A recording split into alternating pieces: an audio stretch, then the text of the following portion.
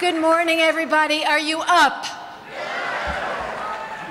I do this commute almost every week, and you know how I feel now, right? When I get to the East Coast. But I'm going to really wake you up this morning.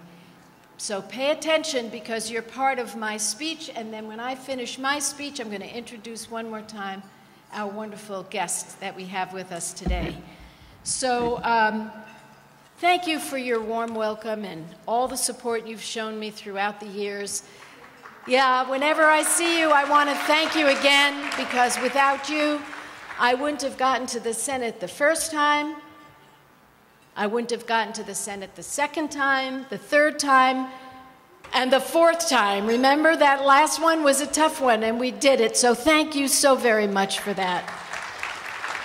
It is great to be here in Charlotte to make sure that the country knows the monumental choice that we face in this presidential year, because we are looking at two completely different visions for our nation. The Romney-Ryan ticket wants to bring us the same trickle-down voodoo economics that got us into so much trouble. Remember those days of George W. Bush, who took a surplus and turned it into a deficit, and who got us into a place where we were losing jobs at such a rate that we worried that we might never come out of it. Now, that vision of trickle-down voodoo economics, give to those at the top, take away from the middle class, is the opposite of the Obama-Biden vision. They embrace fairness, growth, and fiscal responsibility, just like we had in the Clinton years, when we created 23 million jobs and created a surplus. That's the choice in this election. Now, here's the thing.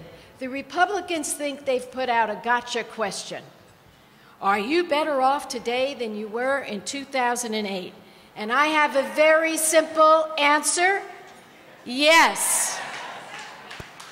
We are better off because of President Obama and the Democrats in Congress. Yes, we are. Now, let me tell you about a phone call. I don't talk about this much.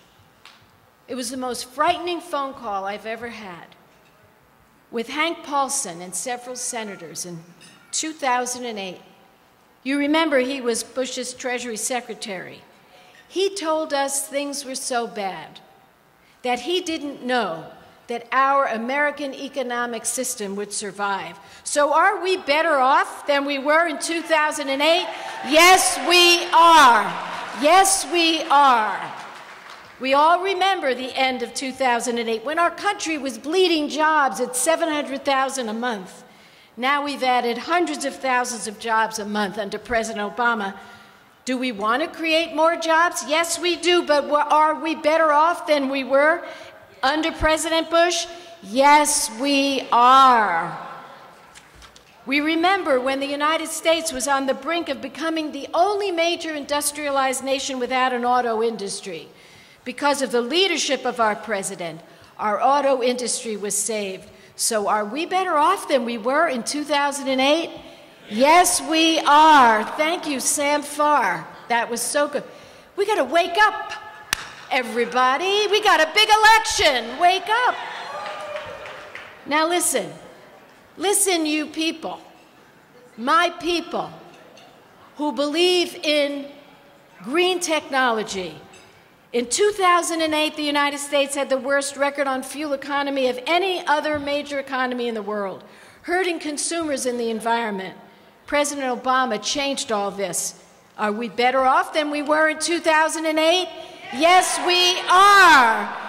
Thank you, Teen Pelosi. Can you get up there and get this crowd going? See, she's going to get it going. She's going to get it going. Now, we all remember, even in our jet lag, when, thank you for laughing, Tom, we all remember when Osama bin Laden was still free, plotting attacks against us, but because of President Obama's leadership, he's no more.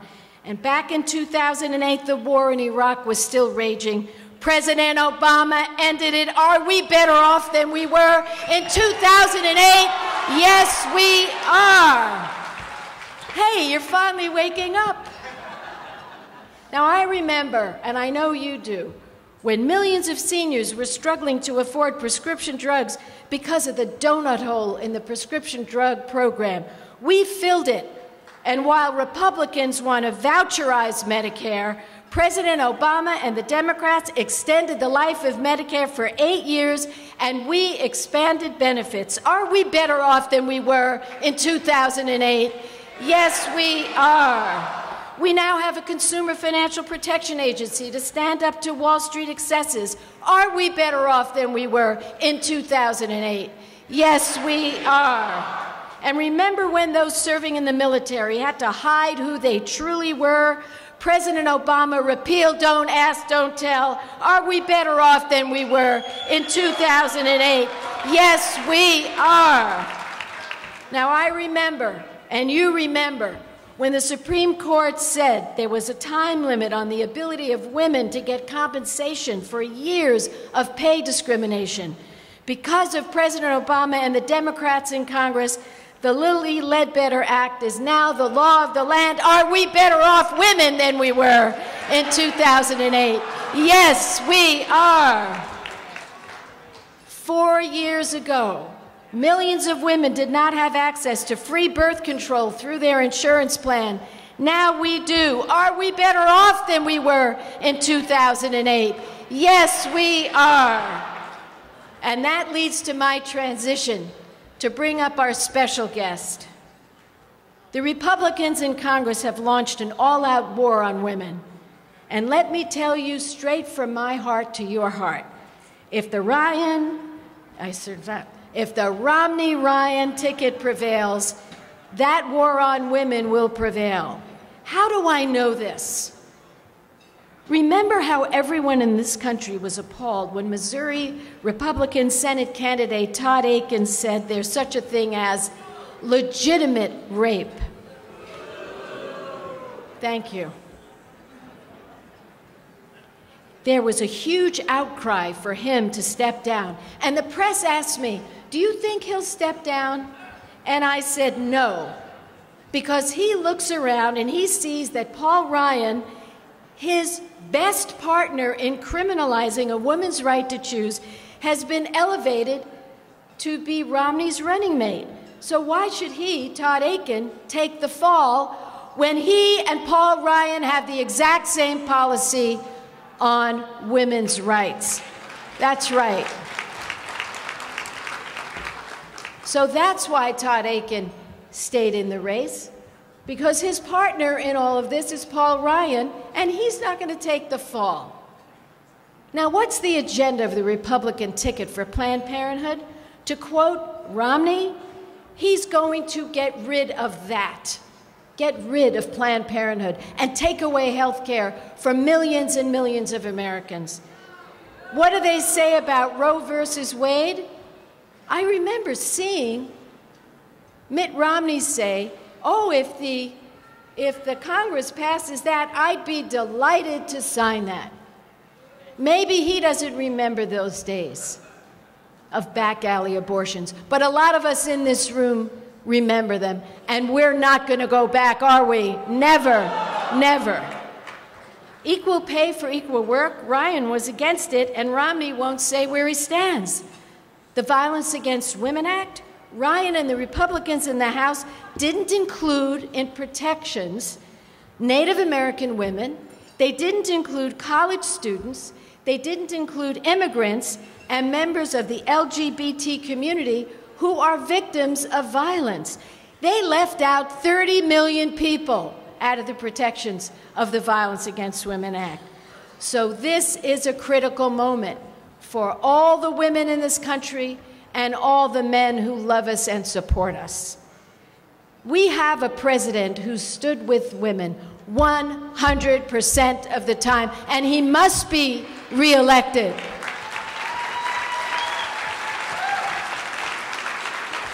Now, one of our brightest new stars is a young woman who has stood up to some of the most vicious attacks to speak the truth about how it is President Obama and the Democrats who are standing up for women. She is a champion of women's health, and it is my great pleasure to introduce her to you. We share one thing in common, and we share a lot in common in terms of our views.